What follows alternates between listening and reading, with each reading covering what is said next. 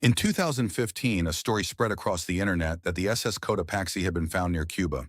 The ship had been missing since 1925. The story said it had come back from the Bermuda Triangle 90 years later with no crew and no explanation. The Coast Guard had no record of it. The story was fabricated, and the real Cotopaxi had not been missing in the way the legend needed it to be. It had been sitting underwater off the Florida coast, in the area where a federal weather document had pointed since December 1925. The contradiction is not that Cotopaxi vanished in the Bermuda Triangle. The contradiction is that the storm record was already there, waiting under the legend. One version of this story kept the word vanished. The other version kept the weather, the distress signal, and the coast where the wreck would later be identified. The version that kept the word vanished became the one most people heard. That is what this episode is about. Cotopaxi was not built for legend. She was a working coal carrier, stern machinery, cargo holds forward, 4 hatch openings above them. A hatch cover is the fitted lid that seals a cargo hold against weather and sea. In calm water, those covers were a formality. In a storm, they decided whether the ship lived or filled. She was a design 1060 stem winder, a type of cargo vessel common enough in the 1920s to go unnoticed. Emergency Fleet Corporation, Hull 1259, built at Great Lakes Engineering Works, E-Course, around 253 feet long, 9.5 knots, a coal ship on a coal route. That ordinariness matters. Ordinary voyages are where bad assumptions survive longest. The crew list that survives in the public record is incomplete. Most names are gone, but 2 give the loss a human shape. George Mears was one of the men aboard. After the ship failed to arrive, mail addressed to him was returned to his father, Iredell Mears. A letter redirected. A piece of correspondence that arrived because the person it was meant for could not. The record does not say how old George was or what he expected from the voyage. What it preserves is a father's address and a letter that went back to it. Robert P. Fulcher was another name on the manifest. Almost a century later, his great-nephew Gregory West spoke publicly about what the wreck identification meant. Not as an abstraction, as something closer to completion. They are not decorations in this story. They are the reason the paperwork matters. On 29th of November 1925, Cotopaxi cleared Charleston for Havana with coal under her hatches and a crew usually reported as 32 men. Late November did not make the run impossible, but it did not make it harmless either. The Atlantic approaches to the Straits of Florida can carry late-season systems well into December, and 1925 was not going to be an exception. The departure went ahead anyway. The cargo was loaded, the papers were signed, and the ship moved south. The voyage was short enough to seem manageable and long enough for weather to make every assumption expensive. That gap between those 2 sentences is where Cotopaxi was lost. The fatal assumption behind the departure was not mystical, it was practical. A coal ship that had made this run before could make it again, even with weather building off Florida. That logic holds if the deck keeps the sea out of the cargo holds.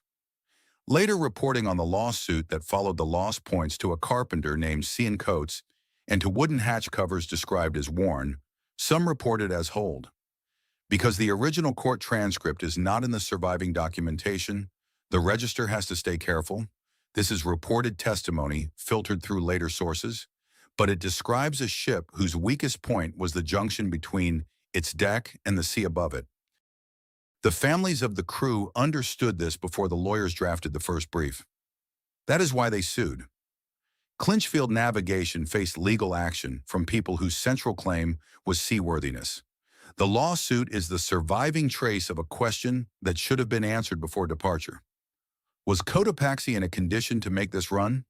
The record does not tell us what the court eventually found, but the fact that the question was pressed into law tells us the people closest to the loss already suspected the answer. The December storm was not background, it was the event. The Weather Bureau record for that month documents it as an active system with shipping consequences along the Florida coast and the southeast. The NOAA Monthly Weather Review for December 1925 names it, and it names Cotopaxi, listed there under the variant spelling Cotopaxi, alongside Miramar in the record of losses. This is a contemporary document from a federal agency tracking weather as a professional obligation. It was not produced after the fact to explain the loss. It was produced during and immediately after the storm as a record of what happened to shipping in those waters. Cotopaxi was not the only vessel caught in that weather. Miramar went in the same event. Other vessels along the same coastline were damaged, delayed, or reported overdue before the system moved off. A cluster of losses does not make the sea supernatural. It makes the weather visible. On 1st December 1925, the record turns from route to distress. A signal was received at Jacksonville. The source reports it as a distress call. The ship listing, water in the hold, position consistent with the Florida coast. Modern accounts describe the signal as placing Cotopaxi near Florida, not in the mid-Atlantic approaches to Bermuda. The original insurance record was not part of the documentation reviewed here, so the precise language of the signal cannot be quoted directly. But the geography is consistent with the storm chart. A ship taking water off Florida, not a ship lost in deep open water. On a map, the myth pulls the ship east toward Bermuda. The documents pull it south and west toward the Florida coast.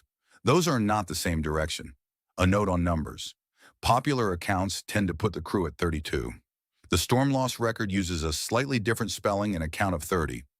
The record does not resolve the conflict. A small uncertainty is still part of the record, and it should stay there. After the distress signal, the case enters the part no archive can fully fill. The record does not say how long the pumps held. It does not say who was on deck when the last decision got made for them. These are the missing hours of this story, and there is no document that closes them. What the record preserves is the approach to that silence. The last known position, the condition reported in the signal, the storm that was already working the coast. The most likely sequence is simple and ugly.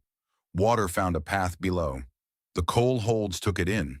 The bilge, the lowest internal space in the hull designed to collect water for the pumps, began to fill faster than the pumps could respond.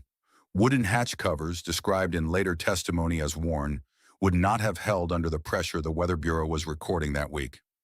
Once the weight distribution shifted, the list the distress signal reported would have worsened.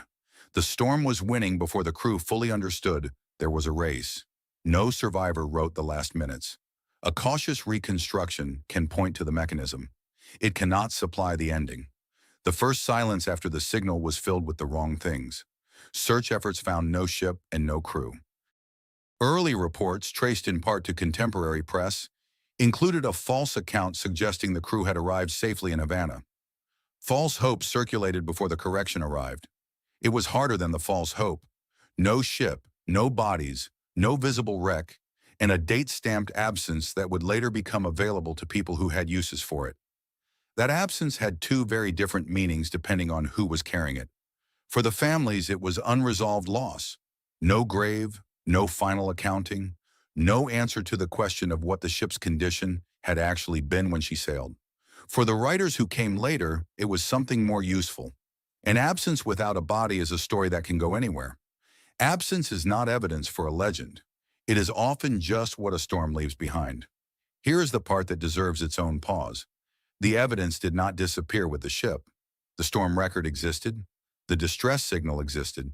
The lawsuit existed. A federal agency had printed the loss in a monthly report. Families had taken the matter to court. The questions about the hatch covers were on record. So the real question is not why Cotopaxi vanished. The real question is why the evidence lost. 3 documents make the case, not theories. Documents. The first is weather. The NOAA Monthly Weather Review for December 1925 places Cotopaxi in a column of storm losses off the Florida coast. Written the same month the ship went down. The second is distress. A signal received at Jacksonville on 1st December places the ship listing, taking water near Florida, not near Bermuda. The third is the wreck itself. Decades later, divers working off St. Augustine knew a site called Bear Wreck. It had shape, machinery, and coal still distributed in what had been the cargo holds. No nameplate, no ship's bell with a name cast into it. What it had was more useful. Barnett and collaborators working with maritime archaeologists from the St. Augustine Lighthouse and Maritime Museum compared what lay on the seabed with what Cotopaxi should have been. Dimensions against blueprints. Boiler placement against the design 1060 profile. Hull fittings against the specifications from Great Lakes Engineering Works. The wreck lies roughly 35 miles off St. Augustine. The measurements match closely enough to support a strong identification. That identification did not arrive as a bell with a name on it. It arrived as a pattern of measurements, slower evidence, less photogenic, more reliable. 3 documents, all pointing to the same coast, all in existence before the legend arrived. The story of Cotopaxi as a triangle mystery does not begin in 1925. It begins in 1964. Gaddis, writing 39 years after the loss, kept the disappearance and left out the storm. His version only works if 3 things disappear first: the weather record, the Florida distress signal, and the lawsuit. With those gone, what remained was a vanished freighter. A vanished freighter is a stronger sentence than a coal ship lost in a documented storm. Berlitz, writing 49 years after the loss, inherited that vanishing frame. By the time Berlitz listed Cotopaxi alongside other disappearances, the storm had been gone from the story for nearly half a century. The inheritance was not checked against the contemporary record. It was passed forward as a received case, already shaped by the prior selection. The mechanism was selection. Each step moved further from the Weather Bureau's December 1925 document and closer to a template that needed mysterious disappearances more than it needed accurate ones. Close Encounters did not invent Cotopaxi, but it gave the inherited myth one of its most durable images. The 1977 film placed the ship in a desert, returned from wherever it had been taken. That image fixed itself in popular memory in a way that a federal monthly weather report never would. Close Encounters is not the cause of the myth, but it is the moment the myth stopped needing an argument. It had a picture now. The 2015 reappearance story was not a report. It was a fabricated web story that survived because it sounded like the legend people already knew. No Coast Guard record, no confirmed event, no original document behind it. It spread because the template was prepared. People who knew the triangle mythology knew Cotopaxi was supposed to have vanished, and reappearance was exactly the story that mythology implied as possible. NOAA does not treat the Bermuda Triangle as an official place with fixed borders or a proven statistical anomaly. In Cotopaxi's case, the triangle is not a cause. It is an editing system.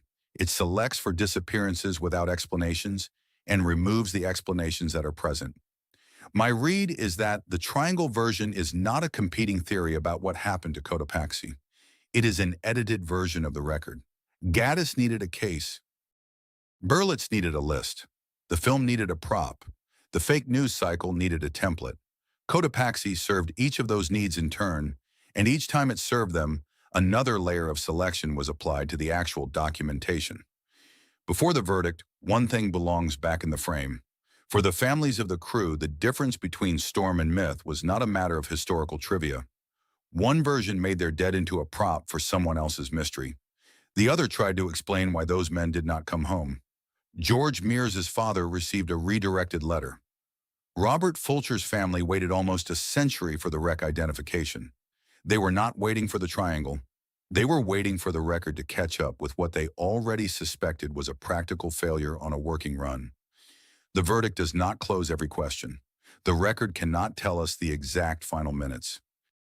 It cannot say whether the hatch covers failed in sequence or at once, whether anyone reached the radio again after the first signal, or how much of the crew understood what was happening before it was complete.